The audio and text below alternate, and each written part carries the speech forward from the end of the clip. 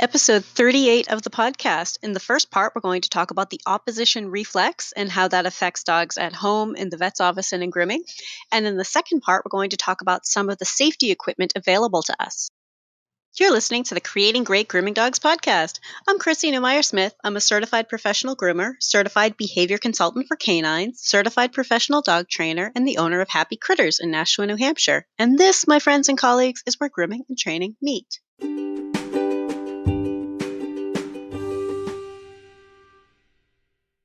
Maybe you're at home and you're trying to hold on to your dog's paw and you're trying to wipe something off and they're pulling away from you, and the harder you pull, they just keep pulling away from you. Or you've got a dog in the tub and they keep putting their body up against the side of the tub and you're trying to pull them away and they keep pressing further into the tub and they're pressing into your hand, and God, won't they stop, right? And I think that we all have these experiences with dogs, and it's really frustrating, and it's one of the ways that we kind of end up in conflict. But let me tell you about the opposition reflex. So many years ago, I heard about the opposition reflex, and just so much kicked into place for me. So when we find ourselves working with a dog and we have to hold part of their body and they start pulling away, or we hold on tighter, we're actually triggering the opposition reflex. When someone or something pulls on a dog, they pull away. If someone or something pushes on a dog, they push back. And we often see this as a dog who is choosing to fight against us. That's when we start getting into all those labels and not observations. That's when we start coming up with things like stubborn, willful, bossy. But if we look at the opposition reflex, the behavior that we're observing, that when we push, they push back. When we pull, they pull away. That's predictable now, and that's preventable, and we can work around that, because if we know that that's just part of being a dog, right? That they're reacting like they're caught in a trap, that they don't really have a choice over that. So then we can look at it and say, all right, how am I going to prevent this situation where you feel like you need to press into me or pull against me? So I want you to think about observing the behavior. Right? Every dog's an individual, and we're looking at what we see. And what we see, if we hold the foot, I want you to start be looking for that. Right? Is that dog going to pull it away from me? Probably, right? One of the things that I hear pretty often, especially with groomers, but owners do this a lot. I heard it a lot when I was a vet tech too. But one of the things I hear pretty often is to hold on until they're done fighting, right? Like you need to win this. You need to hold on, and they'll calm down. And I understand where you're coming from, right? I think that I've been there plenty of times myself where you're like, I'm just going to be calm and I'm just going to hold on to this until they stop pulling. However, it's a misguided attempt to address one of those labels, right? You're still in the mindset of this dog is being stubborn or willful or bossy, or this dog is making a choice about struggling against you when it's their nature to struggle against it. So a dog with a lot of experience can be taught not to push into pressure or pull against pulling. But for most dogs, they don't have that kind of background. So they're going to go with their instinct set, right? It makes more sense if we start looking at the behavior instead of wanting to end that pulling, that stubborn willing and willfulness and bossiness, by not giving in or winning. Do you see what I'm talking about with this labeling that we do? When we know that they really don't choose to pull against when we pull. It's just kind of hardwired. And you know what? People do it to some extent too. If you pull someone's arm, I bet they pull back. In fact, I do this with my customers. It's one of the things that I'll show them with leash work and stuff. I'll have them hold one end of a leash and I hold the other end of the leash, and I'm like, okay, and I'm pulling back and forth with them, and we're just pulling on each other back and forth. And I'm like, as soon as I stop, interesting things happen because they feel the need to pull. If someone's pulling, we pull back. If someone's pressing, the dog presses back. So if we start looking at it as a behavior, now we have some solution sets. So one of the things I like to do, if I am holding a paw and a dog starts pulling away from me, is that I'll try to reach up with the other hand, even if it means putting my tool down, putting the scissors on the counter. I don't put scissors on my table. Well, okay. I try not to put scissors on my table because I've had too many scissors hit the floor. But set the tool down, reach over with your other hand, and kind of press the back end of their arm. Kind of pull that arm back to you, right? Like help them to recenter. Like pull them a little bit closer to you, and it really helps a lot. They're not simply moving away from you. They get the chance to feel like, oh, my paw is not moving. They're not pulling against me. We don't have to let go, right? I'm not saying that, oh, if you pull against them, they pull back. So just let go, right? If you're a listener to the podcast, you know I'm not real keen on that technique. Unless you think there's something dangerous happening or a dog is like just really, really scared. But generally, calm them down in your hand. But if you can reach over and kind of help them, like, relax into both hands and realize that you're not pulling on them, yanking on them, they're not caught in a bear trap, then you have a way to help them calm down, and you can gently pull that paw towards you again, or reposition that paw closer, or ask them to bring their paw closer. Just be thinking that it's not about being willful. It's not about being upset. It's not stubborn or bossy or any of those other things that I think we tend to look at. It's more about this response to pressure. And it's part of what dogs do when they are walking on a leash, which in a grooming setting, we need to be aware of that, because if the dogs are dogs that pull an awful lot on leash, which is such a common problem, we're going to find that they pull a lot more when they're on a grooming loop or when we have them in the tub. That this is just part of the way they interact daily with their owner, or interact on leash with their owner. If they don't do leashes daily, they still have this sense of on a loop, and I pull against that. I mean, duh, everybody does that, right? So we need to kind of think about, this is a natural thing that they're doing. They don't know any better. And remember that we're observing a behavior, and a natural behavior. Then we can kind of step back and go, all right, I'm going to step back. What do I see? I see a dog who felt pressure and moved against the pressure, the opposition reflex. So, how can I help them not feel pressure? That's a good way, right? How can I help them? Um, let's say the bathtub example, the dog that's pressed their bum into the side of the bathtub and you're trying to pull them away and pull them away. When I first learned about the opposition reflex, it was back when I was still doing the occasional large dog as house call. So I'm kneeling on the floor next to a bathtub, which is backbreaking. And the standard poodle just kept leaning her backside up against the wall. And I'm trying to pull her back, and she's pulling against my hand and trying to push herself against the wall. So I put my hand on my side of her and pressed into it, and she pressed into my hand away from the wall. So I'm not sure how well that's relating verbally without seeing what I'm talking about, but I pressed in the I pressed close to her so that she'd move toward me. She'd move into my hand by giving her some guidance and some support, and I got her away from the wall that way. And I remember for me, it was a big aha moment. Like, oh, the opposition reflex. She's not intentionally trying to do this. She's not trying to make my day hard. She's just doing what she does. And it actually helped a lot, because I could get my hand on her and just kind of press her into where I wanted her to be, because she would move into my hand if I pressed my hand. Does that make sense? It's one of the ways that we can help a dog, if we know what to expect. If we know, if we press, they're going to press back. If we pull, they're going to pull away. It's something that we can predict and we can use. So sometimes if a dog is trying to pull away from me, and they've got their bum trying to slide off the table away from you, groomers know what I'm talking about, like the little wiggly worm that wants to slide away.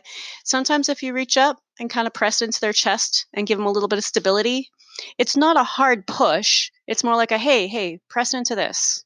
You got this, man. And sometimes they move towards your hand, and they relax a little bit. I don't know if any of you guys are horse people, but it's not necessarily the leg that you push them with when you're riding. Like there's two legs working there.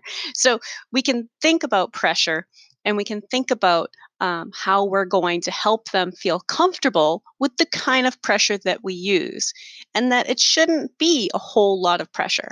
There are times where we're picking a foot up or we're holding a foot for a nail trim, maybe a back foot, and they start thinking they're going to pull that foot back, or we've got them by an ear. And if we lift the ear and they start thinking they need to move away, but we really shouldn't be pulling on them a lot. And if we think about it as, all right, well, now we have this additional reason to not do a whole lot of pulling or pressing because the dog doesn't necessarily get it. The dog doesn't necessarily understand that we're trying to position them. So the opposition reflex is pretty fascinating. And for many of us, it can help us in our day to day grooming, our day to day at home, trying to put eardrops in a dog's ear, or picking up their feet, or toweling them off, or cleaning bums. Oh, that's another good one. You're trying to lift a little dog's tail. I have a customer with a Yorkie who's got that tiny, tiny Yorkie tail. And I had to teach her, like, put your finger under that tail and just gently, like, because he's going to press. If you press into it, he's pressing it down. You can kind of gently relax him, get that little tail up so you can clean his bum, because, it's this tiny, tiny little area. But she didn't realize that her pressing was making him press harder, and not necessarily because he's just being ornery. If you're enjoying my podcast, please remember to subscribe so that you don't miss any episodes. I want to talk a little bit about some of the tools that we have available to us. Some of these tools are safety equipment. So if we find ourselves in a bind, if we find ourselves with a need to keep everybody safe, we've got some tools. Some of them I would only use in an emergency. But, emergencies happen, and we should have these if we're professionals, and we should have some idea of how to use them. So let's talk about some of our equipment. I was a little bit surprised that another trainer didn't realize that most groomers are using grooming tables. I wouldn't have thought of those as listing them as equipment, but here we are. So, a grooming table is a little bit different than the vet table. The grooming table, for owners and for other animal pros out there, the grooming table usually has a rubber mat on top, has a grooming arm. So it has a place to attach a grooming loop, which is basically putting them on leash while they're on a table. It's not, I know sometimes people call it a noose, but we don't use that term anymore because people literally think we're hanging their dog if we tell them we're putting them on a noose, right? I mean, that's just bad PR. It's a grooming loop. It's basically leashing them so that they don't just fly off our table, so they don't jump off. And most dogs, actually, I find, will lean into it a little bit. It's almost like having a railing if you're up high and you just want something to kind of hold on to. So tables, grooming arms, and grooming loops, pretty standard equipment. I know a lot of groomers who choose to not use grooming loops at all, which is, I mean, I get it. There are some dogs I don't use them with either, especially if I can teach them from the very beginning to not need them for some of these smaller breeds that have trachea problems. But if you do have a dog with a trachea problem or a neck problem, you can also put that grooming loop with their head and one of their front legs through it. So it's actually kind of going in between their front legs, and we can avoid having any sort of, pulling on their neck. But tables and grooming loops, definitely part of our equipment that we can have. There's also a lip system, or it's almost like an additional grooming loop that you can put underneath their belly. You can put added support across their body. Sometimes it looks almost like a hammock with little holes that you can put legs through. um, I'm going to say that I think that some people have really great experiences with those with some of the older dogs who simply have trouble standing up. And it can help support the weight of a dog with health issues, or a dog with mobility issues. As a restraint for a dog who is scared or having a behavior problem, I see it as a possible stress, right? Like, it's not really going to teach them that everything is safe. It's going to be a little bit more scary because now they are really closed in, like now they're kind of tied up, and twisted in, and we're just working on feet that are dangling. I could see it being pretty terrifying for a dog who is having a behavior problem that requires training versus a dog who has a health problem and needs some added stability. Because I do know, like, I've known a couple of dogs that actually felt really comfortable in one of those. Like, oh, good, I don't have to worry about standing, Some of those Cocker Spaniels as they get older that are almost like trying to groom a water balloon. you know so anyway, the those systems, the variety of ways that we can use our grooming loops and ties. Sometimes it's a matter of like a little bit of more support underneath the belly with there are some little stand type supports, or pool noodles sometimes get used for the tiny dogs, but there are a lot of ways that we can help a dog be supported while they're on the table. So let's also talk about muzzles. The face mitten. So muzzles get a bad reputation. The fact is that if we need to feel safe, or if we're trying to help a dog feel safe who has a history of biting at us, or has a history of air snaps, things like that, I find that putting on a face mitten, and I usually refer to it as a face mitten. I'm a house call groomer, and it helps owners feel better about it because really, doesn't hurt. It's not a big deal. But if we put it on and are just as mindful about how gentle we are, how calm and approachable we are, like, hey, buddy, I'm just trying to help you. And if we're still thinking about keeping that dog calm, comfortable, and cooperative, for many dogs, I find that having the muzzle on helps them to kind of focus in on the fact that everyone sounds really, really nice. No one has hurt them. Nothing hurts because now we've taken away that option to bite at us, and we're continuing to be just as cautious and gentle as we were before. When I see muzzles have problems is when the muzzle comes out and that has turned into the signal that we're going to do whatever we want to do to you right now. And in my past, I've definitely was not always a positive reinforcement trainer. I definitely have pushed dogs and forced dogs into stuff. And the fact is that when you kind of get a muzzle on and get it done, right? What you create is a dog who's not going to let you get the muzzle on, right? Like the muzzle becomes the precursor to, oh, we doing that again, you know? Whereas if we put a muzzle on to a dog who is relaxed or still relaxed, not yet fighting with us, and help them remain calm, take it off, put it on, take it off, put it on, practice it with stuff that they're comfortable with, right? Then we can have a tool that can be handy.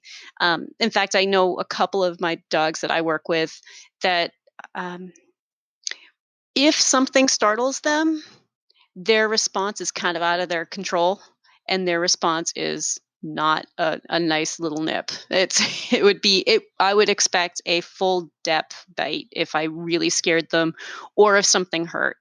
Like if a toe got twisted or something, like I would expect a full on bite.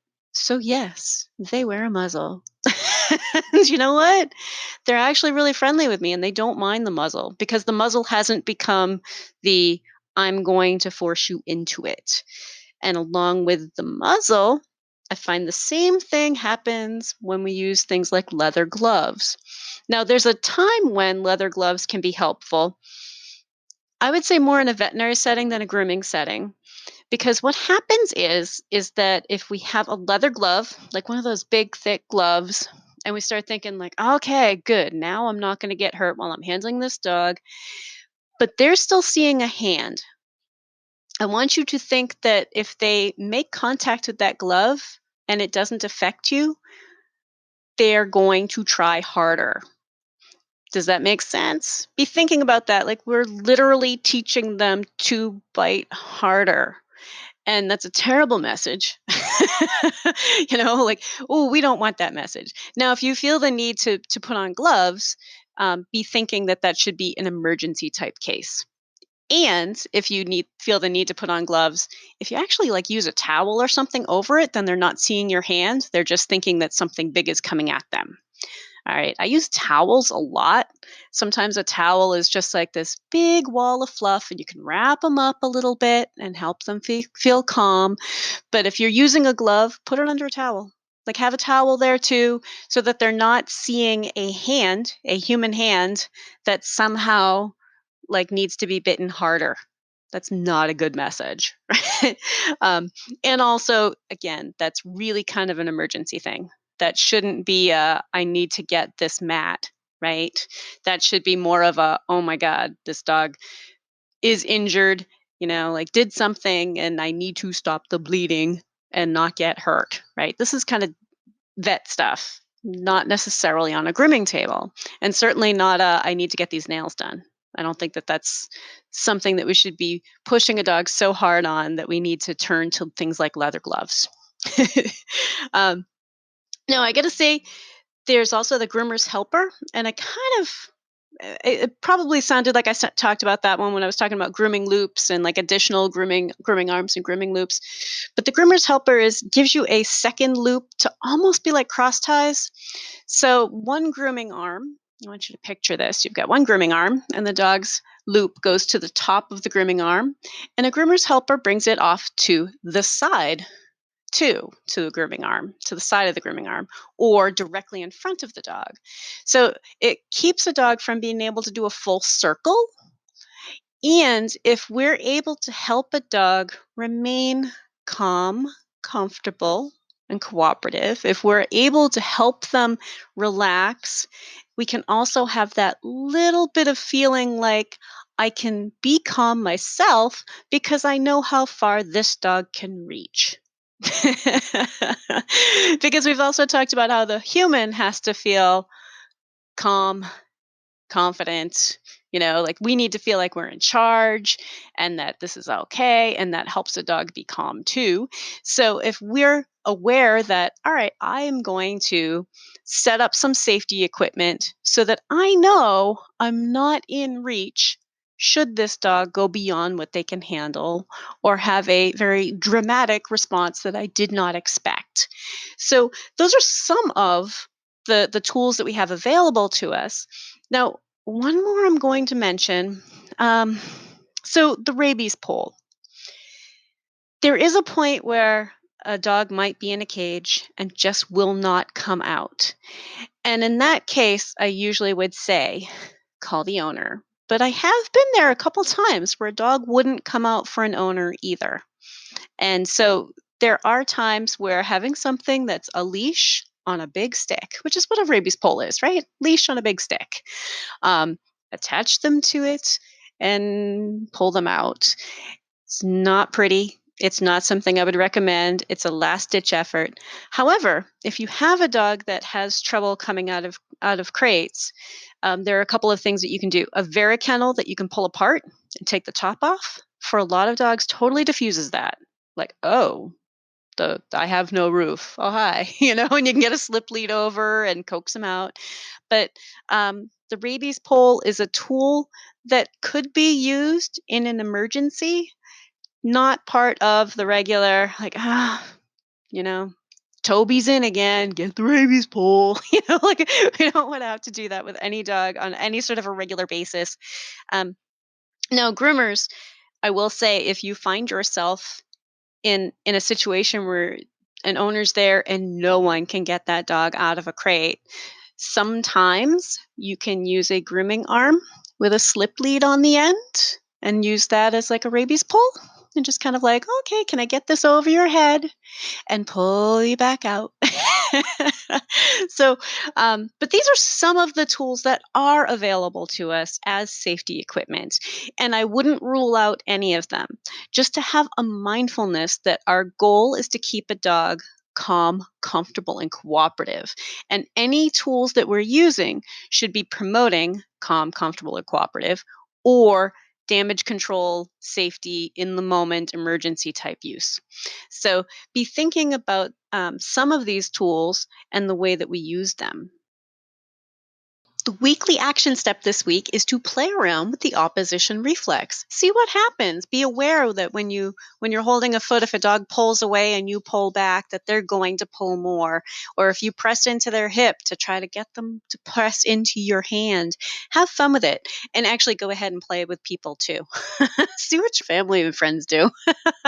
You might find it very enlightening, but explore this week and see how it goes. Everybody have a great week and stay curious. If you'd like to talk to me, you can find me through my grooming and training business, happycrittersdogtraining.com, my email, chrissy@happycritters.net, and through the Creating Great Grooming Dogs Facebook page. And we have these awesome devices in our pockets that allow us to do live video with each other. I can help you with the dog on your table. We can set up live lessons, and you may be surprised at how much we can get accomplished together via video. If you're ready to go beyond the podcast, and I hope you do, I've made it really easy for you. If you go to creatinggreatgroomingdogs.com and click on your next step, you'll see all of the options. There's the Scholar Lounge community, there's the Modern Grooming Professional Certification, there's Master Canine Stylist and Professional Canine Stylist Diploma testings, there's the Behavior Lab for coaching and private one-on-one sessions with me, and of course the Master Groomer Behavior Specialist program. So go to creatinggreatgroomingdogs.com and click on your next step.